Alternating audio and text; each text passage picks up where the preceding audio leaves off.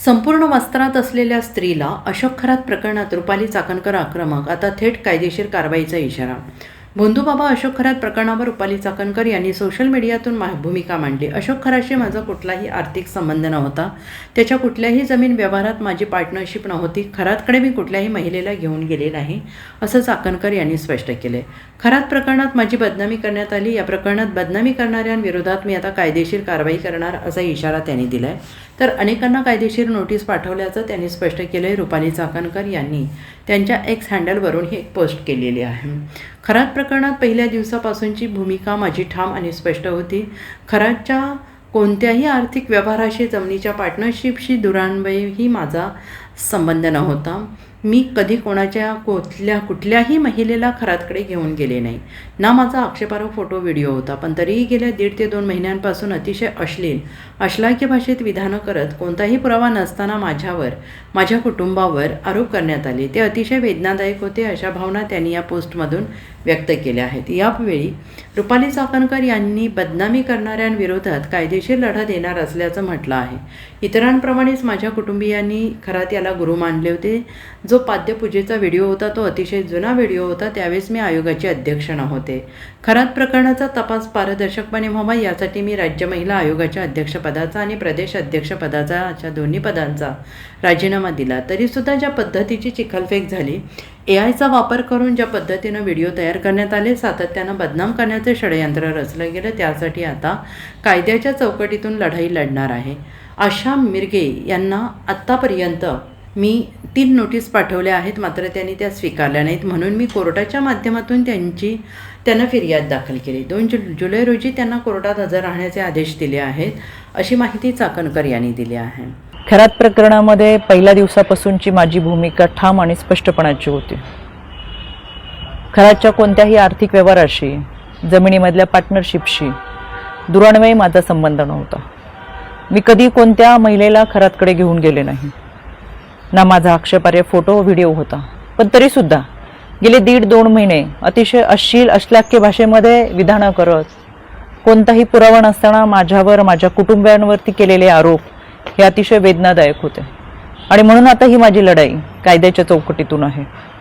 इतरांप्रमाणे माझ्या कुटुंबियांनी खरातला गुरु मानलं होतं, आणि म्हणून जो पाद्यपूजेचा व्हिडिओ होता तो अतिशय जुना व्हिडिओ होता. त्यावेळेस मी आयोगाचे अध्यक्षही नव्हते. पण तरीसुद्धा खरात प्रकरणाचा तपास हा पारदर्शकपणे व्हावा यासाठी मी राज्य महिला आयोगाच्या अध्यक्षपदाचा आणि प्रदेश अध्यक्षपदाच्या, अशा दोन्ही पदांचा राजीनामा दिला.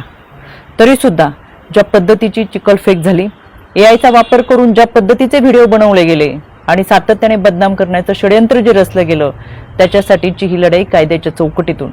आणि म्हणून आशा मिरगे या बाईने डिबेट शोमध्ये अतिशय असभ्य भाषेमध्ये जी विधानं केली, ती विधानं ऐकून तर मला आश्चर्याचा धक्काच बसला. आणि म्हणून मी 4 एप्रिलला पहिली नोटीस ही आशा मिरगेला पाठवली होती. कायद्यापासून पळ काढताना स्वतःचा बचाव करण्यासाठी या बाईने ही नोटीस स्वीकारली नाही, म्हणून पोस्ट ऑफिसच्या माध्यमातून 2दा ही नोटीस परत घरी पाठवली. एकूण 3 वेळा नोटीस पाठवली गेली, पण ही नोटीस या बाईने स्वीकारली नाही. अनक्लेम म्हणून ही नोटीस परत आली, आणि म्हणून मला माझगाव कोर्टातून फौजदारी फिर्याद दाखल करावी लागली. माननीय न्यायालयाने याची दखल घेऊन आशा मिरगेला 2 जुलै 2026 रोजी सकाळी 11 वाजता कोर्टात हजर राहण्याची ऑर्डर काढलेली आहे. त्यावेळेस मी देखील हजर असेलच, कारण की हा लढा आता स्त्रीत्वाच्या सन्मानाचा आहे. यामध्ये आशा मिरगेप्रमाणेच इतर काही महिलांनी देखील कोणताही पुरावा नसताना अतिशय बेताल विधानं केली, सातत्याने बदनाम करण्याचा प्रयत्न केला, आरोप केले. कोणताही पुरावा त्या सादर करू शकला नाही. त्या सगळ्यांना 2 दिवसापूर्वी दिल्ली हायकोर्टातून नोटिसा पाठवलेल्या आहेत. दिल्ली हायकोर्टात सुद्धा मी उपस्थित राहणार आहे. हा लढा स्त्रीत्वाच्या सन्मानाचा. इथून पुढे कोणत्याही महिलेच्या चारित्र्यावरती शिंतोडे उडवले जाऊ नयेत यासाठी हा लढा आहे. आणि म्हणून खऱ्या अर्थानं हा महाराष्ट्र छत्रपती शिवरायांच्या विचारांचा महाराष्ट्र, जिजाऊ सावित्री अहिल्या रमाई भीमाईचा महाराष्ट्र.